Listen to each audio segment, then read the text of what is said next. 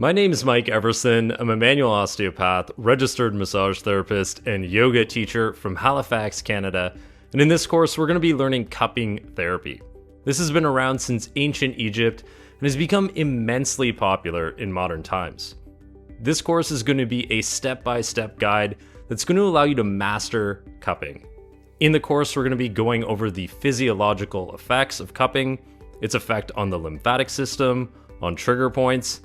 We're going to look at different types of cups and how to use them. Then we're going to get into treatments for the entire body, the reason why you guys are here. We're going to start at the feet. We're going to go through the knee, the hamstrings, the abdomen, the back, all the way up to the face. If you've been looking at doing cupping therapy, you want to master this skill, bring it into your practice, and be effective and efficient with it, this is going to be the course for you. So join me for the Cupping Massage Therapy Certificate course.